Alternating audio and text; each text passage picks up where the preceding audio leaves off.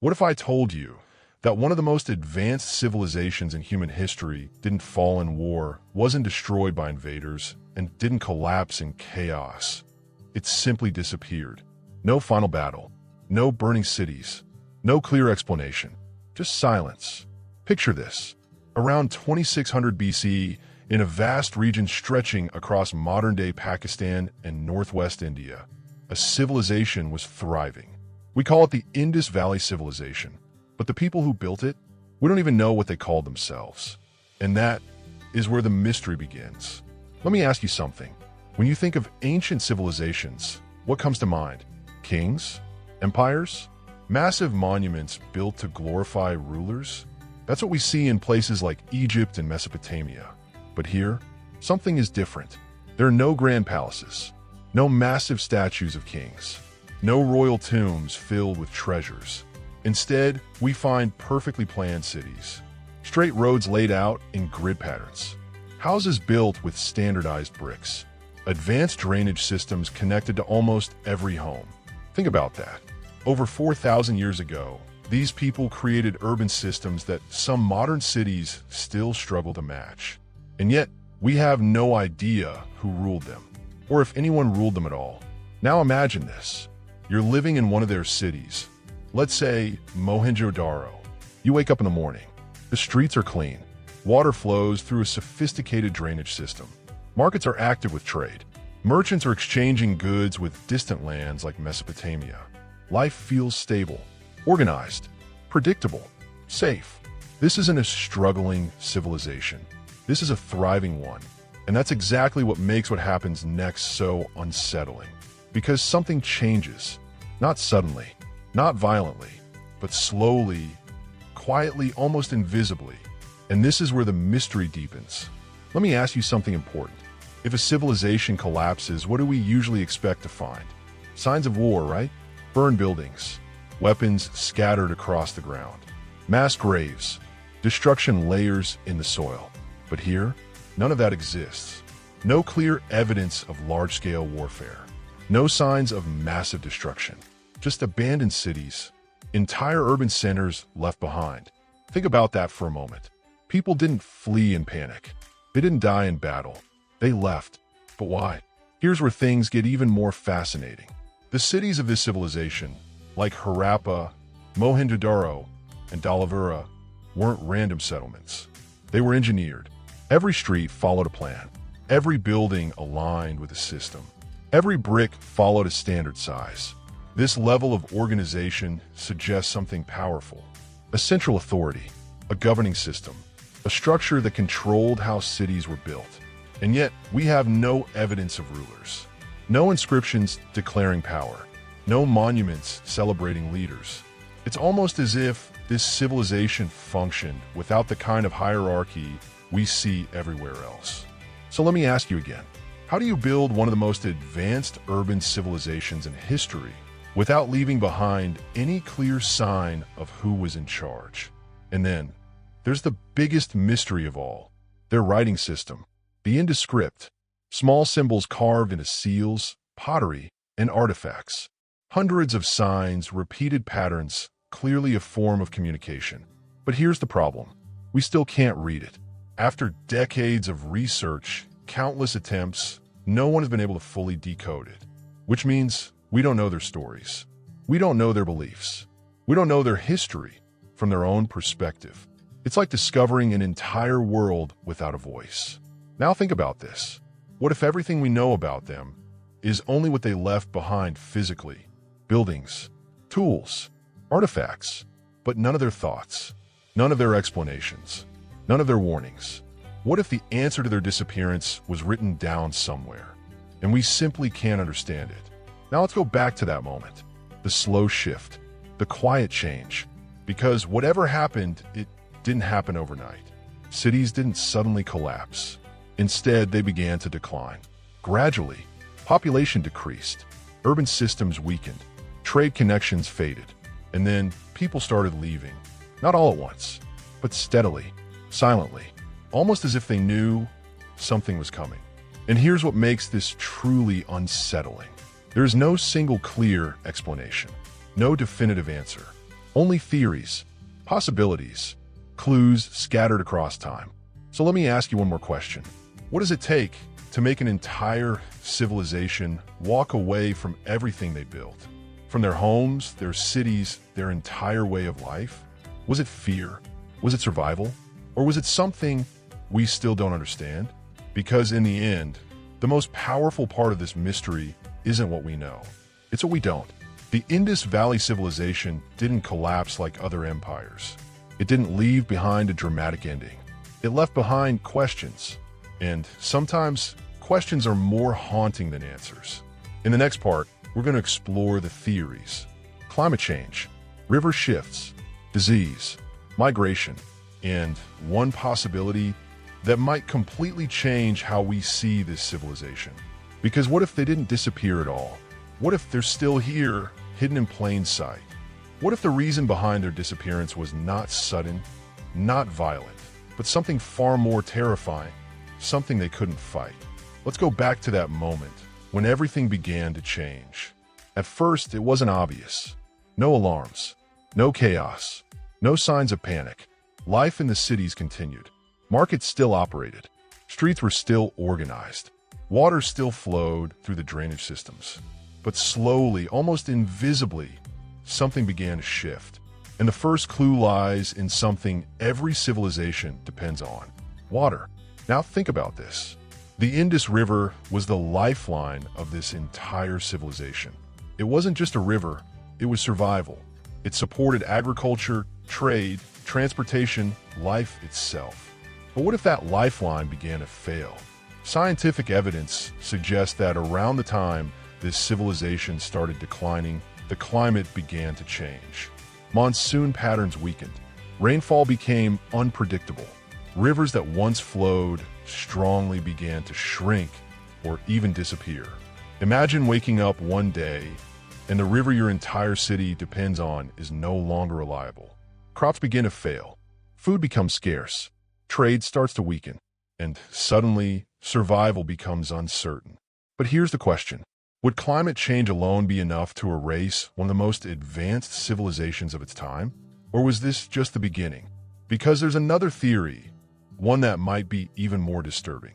What if the river didn't just weaken, but completely changed its course? Some researchers believe that a major river, possibly the ancient Sarasvati, either dried up or shifted direction entirely. Now think about what that means. Entire cities were built based on water access.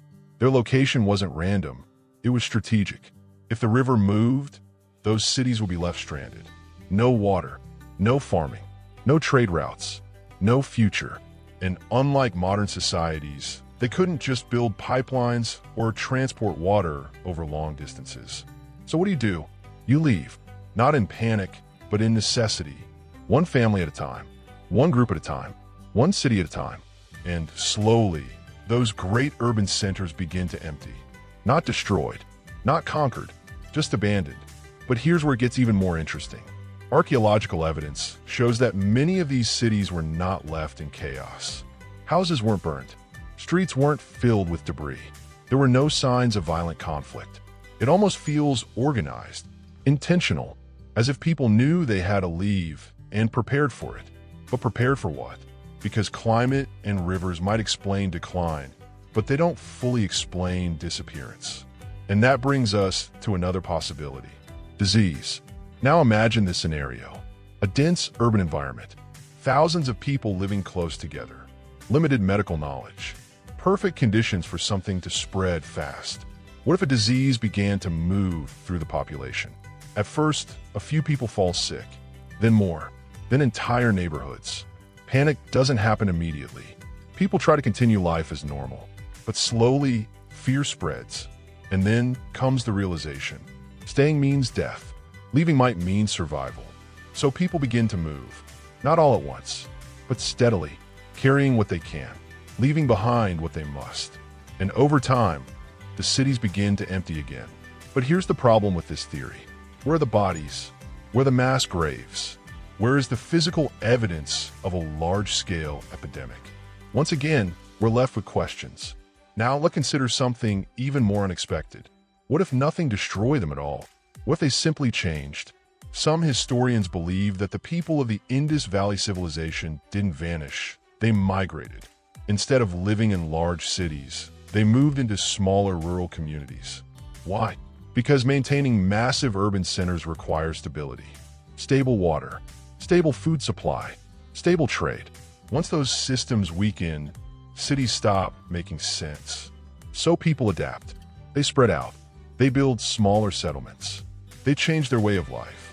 And over generations, the identity of the civilization itself begins to fade. Not because the people are gone, but because their structure is gone. Think about that. A civilization doesn't always disappear through destruction. Sometimes it dissolves. And this theory explains something very important. Why we don't see signs of war. Why cities aren't destroyed. Why there's no clear end moment. Because there wasn't one. It wasn't an ending. It was a transition. A slow transformation that history struggles to capture. But here's where things take a deeper turn. If these people migrated, where did they go? Did they move east toward the Ganges? Did they blend into emerging cultures? Did they become part of the foundations of later South Asian civilizations? Some researchers believe that traces of their culture still exist today, in traditions, in practices, in patterns we don't fully recognize. Which raises a powerful question. What if they never truly disappeared? What if they became something else? And yet, despite all these theories, none of them fully solve the mystery. Because each one explains a piece, but not the whole. Climate explains stress. Rivers explain displacement. Disease explains fear.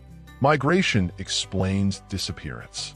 But together, they paint a picture that is far more complex than a simple collapse. So now let me ask you something again. What if the disappearance of this civilization wasn't caused by one event, but by a combination of many? A perfect storm, environmental change, resource decline, social adaptation, all happening slowly until one day the cities were no longer cities. The civilization was no longer what it used to be, and history lost track of them. Because here's the truth. We often imagine history as a series of dramatic endings. Empires falling in flames, battles deciding fate, moments that change everything. But sometimes the biggest changes happen quietly, without noise, without destruction, without witnesses. And by the time we realize what happened, it's already over. In the next part, we're going to go even deeper. We'll examine the archaeological evidence, the strange clues left behind, the objects, the patterns, the missing pieces, and one discovery that might completely change everything we think we know. Because the more we dig into this mystery, the more it feels like this civilization didn't just disappear. It left behind a message. We just don't know how to read it yet. Now imagine this.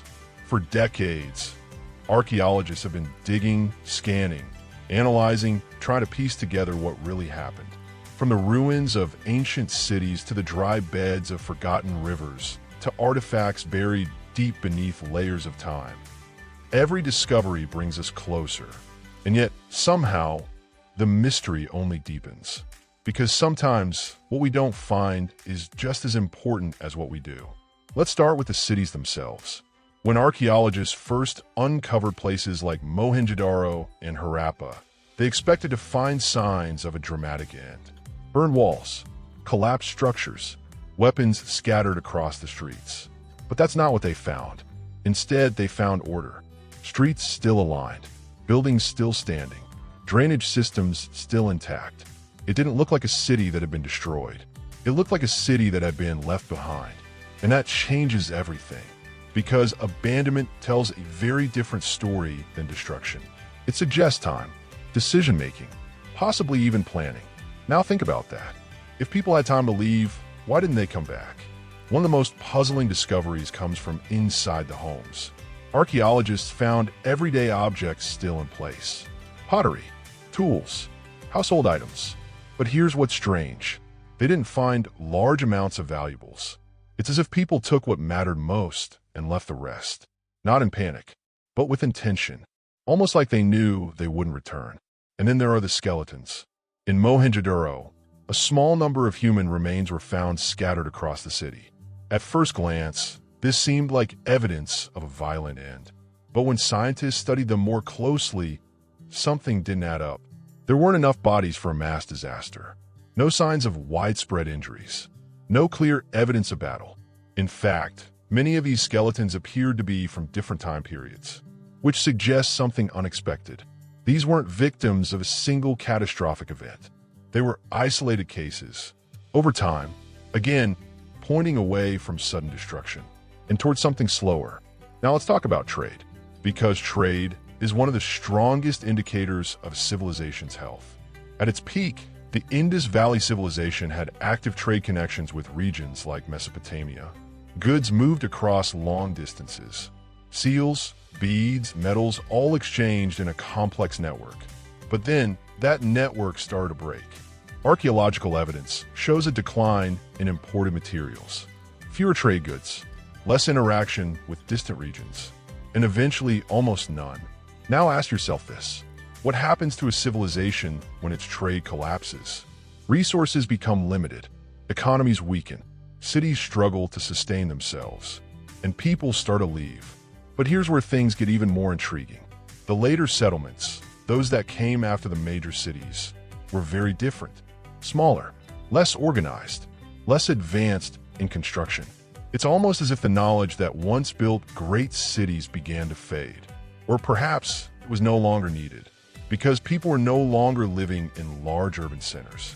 They had adapted, shifted, changed their way of life. Now consider another piece of the puzzle, the bricks.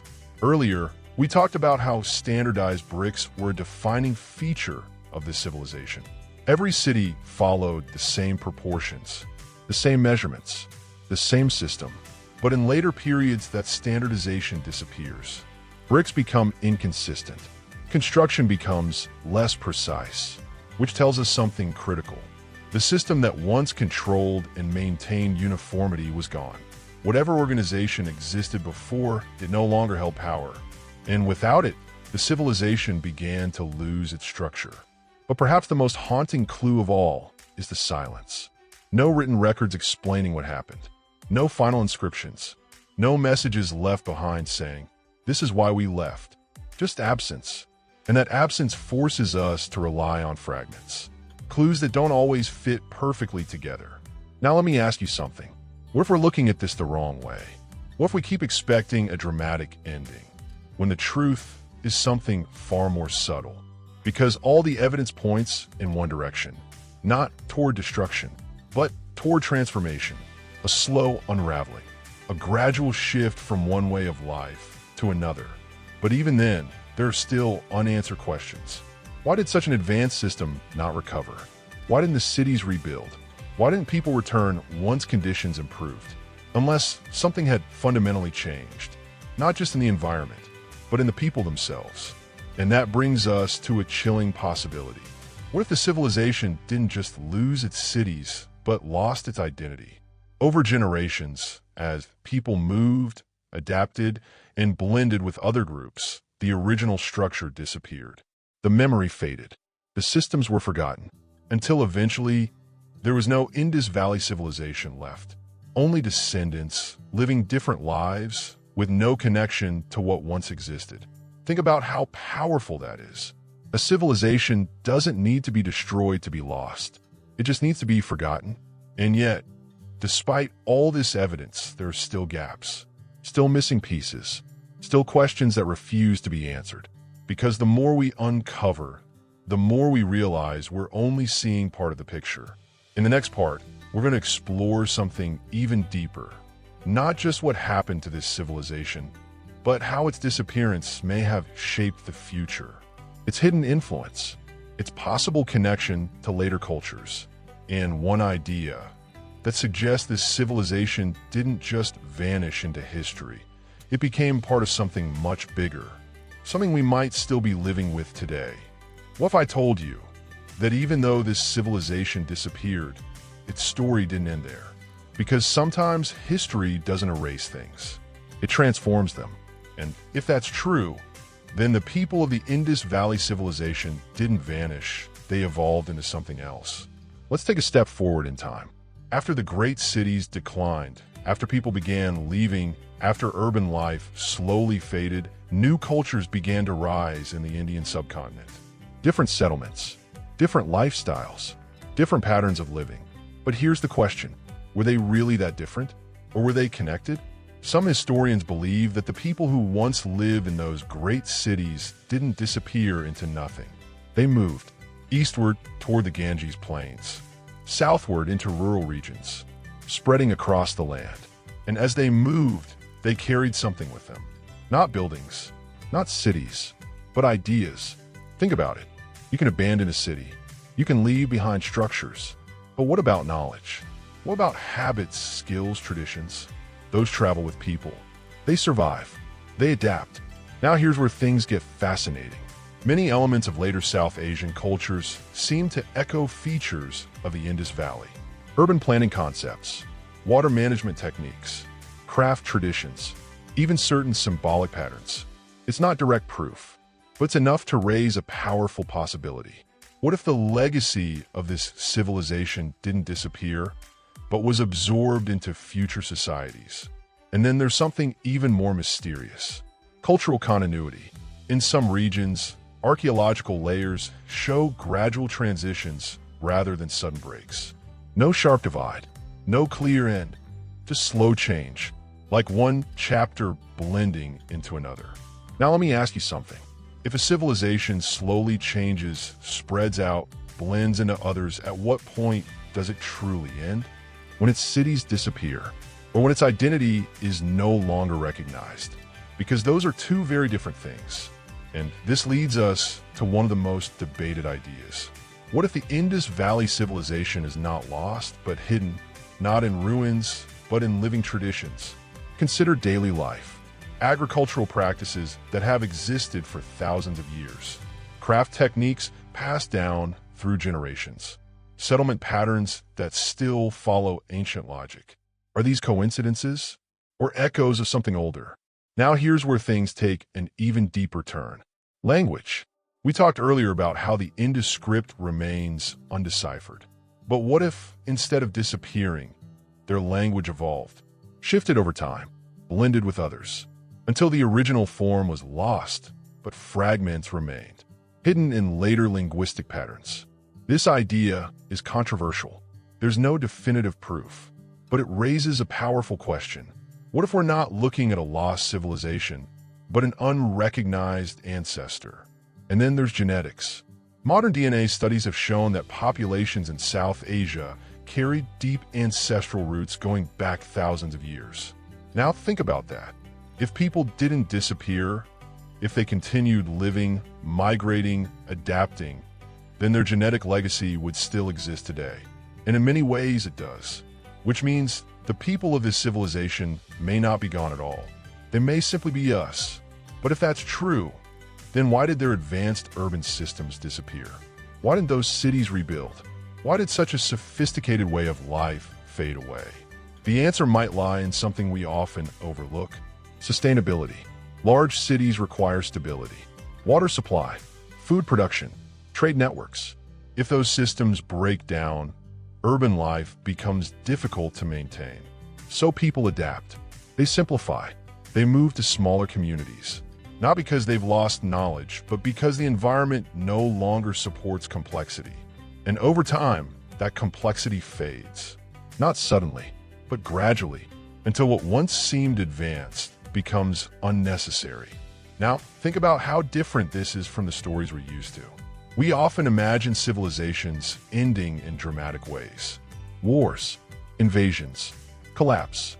But this is different. This is quiet, subtle, almost invisible. And maybe that's why it's so difficult to understand. Because there's no single moment to point to, no event to mark the end, just a slow transformation that history struggles to capture. But here's the most fascinating part. If this civilization truly transformed rather than disappeared, then its influence didn't end. It continued, shaping cultures, influencing societies, becoming part of something larger. So let me ask you something. What if the greatest civilizations don't die, but evolve? What if their legacy isn't found in ruins, but in continuity? Because if that's the case, then the story of the Indus Valley Civilization is not just about disappearance. It's about transformation, survival, adaptation, and that changes everything. Because instead of asking, what happened to them, we start asking, where are they now? In the final part, we're going to bring everything together. All the theories, all the evidence, all the possibilities, and we'll confront the biggest question of all. Not just what happened to this civilization, but what it teaches us about our own world. Because the truth is, this isn't just a story about the past. It might be a warning about the future. What if the story of this civilization isn't just about the past? What if it's a warning? Because when we look at everything together, the evidence, the theories, the patterns, something unsettling begins to emerge. This wasn't a sudden collapse. It wasn't a single disaster. It was a slow unraveling, a gradual shift so subtle that no one moment marked the end. And that's exactly what makes it so dangerous. Think about it. The Indus Valley Civilization had everything a successful society needs. Advanced cities, efficient infrastructure, strong trade networks, organized systems. From the outside, it looks stable, powerful, permanent. But underneath that stability, things were changing. Water systems becoming unreliable, trade connections weakening, urban structures losing efficiency. Not all at once, but little by little. And here's the uncomfortable truth. That's how most systems fail. Not with a dramatic collapse, but with a slow decline. Let me ask you something.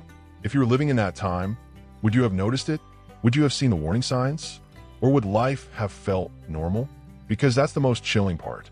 To the people living in those cities, nothing may have seemed urgent at first.